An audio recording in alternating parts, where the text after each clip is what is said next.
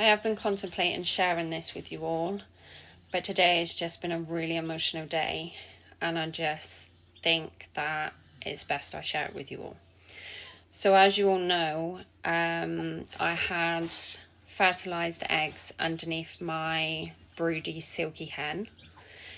And then yesterday it was like day 24 and they still weren't hatched.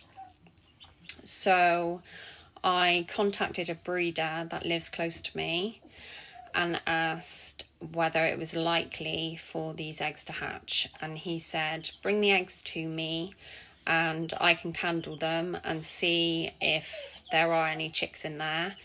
And if not, I have some silky chicks that are 3 days old that you could take and put underneath her so that she can be a mummy. So me and my daughter Alicia, we took the eggs to him. He candled them. 2 had chicks in there, but unfortunately they had died like halfway through the cycle. They weren't fully formed. And then the rest of the eggs were not viable at all. So we decided to take the 4 silky chicks, which were 3 days old. They were black as well, the same colour as my broody hen, Monica, and take them to her and put them underneath her. So we took the chicks to her. We put them underneath her last night. We left them. And then this morning, my daughter got up. I had meetings for work, so she said, I'm going to go and check on the chicks before I go. And Leisha, do you want to tell a story?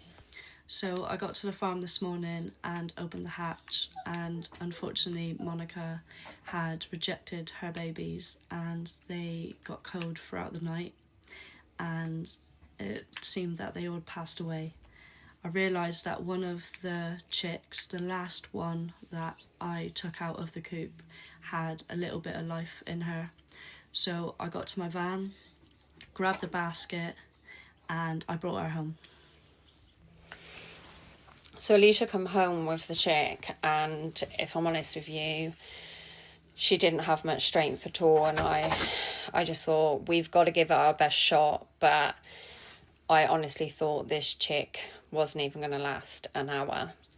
So we got a box. We filled up a hot water bottle with hot water. We put that in the box. We put a towel over the top of it. And then we put her on the hot water bottle, and I put her right up against the radiator that was on the highest setting. And then I got a little syringe and I was just trying to give her water every half an hour. So I kept checking on her. But I wasn't really seeing much change. She was just laying on her side. And then after about an hour and a half, when I had come in to syringe more water into her, she actually opened her beak. So I got some water into her. And then when I came up, half an hour after that, I was just astonished. Like, this chick is a warrior chick. She was hopping around the box, she was eating, she was drinking, she was chirping. It was like, wow. This chick, like, I just couldn't. Chick had just like bounced back to life.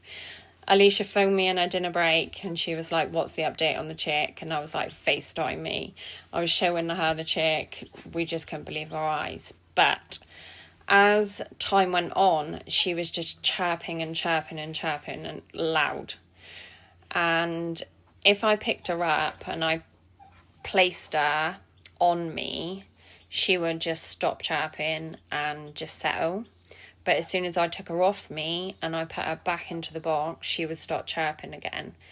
So I got hold of the breeder and I just said to him, you know, do you think she's chirping because she's alone and she just, you know, wants another chick to cuddle up to? Yeah, keep her company.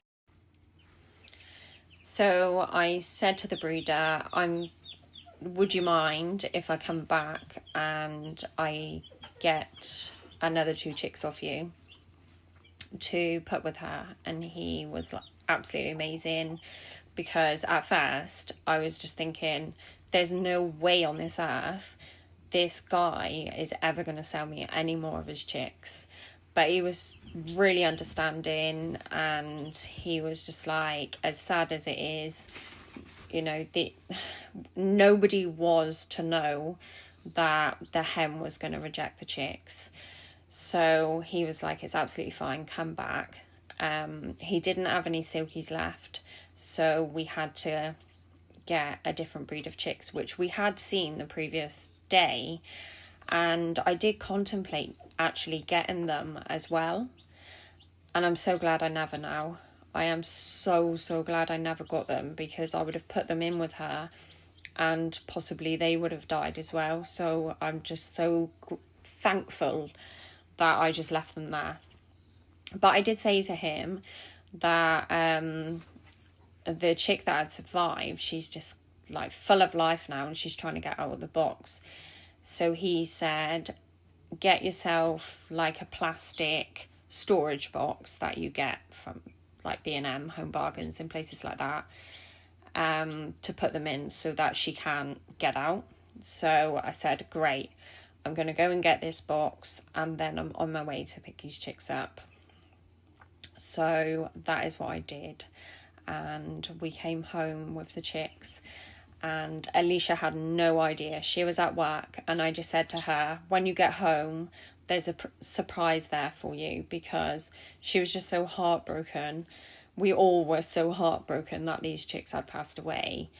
And I just was like, this would just be lovely for her to come home from work too, because she had just been so upset all day.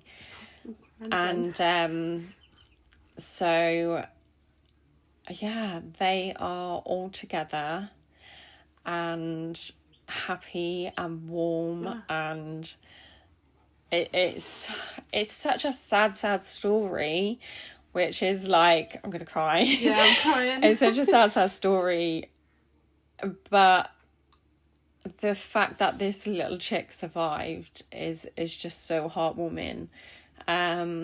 Alicia has named the little black chick Kiwi, so that is her name now, and we haven't named the other 2 chicks now, but I'm going to finish this video. I will show you the babies.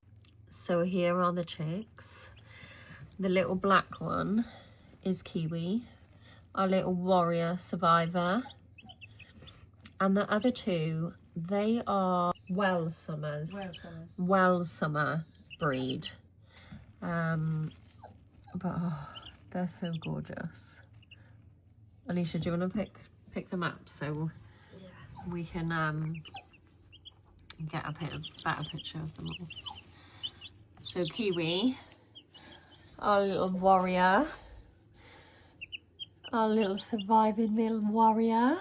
She's a good girl. Hello, baby. So this is Kiwi. She is a silky chick.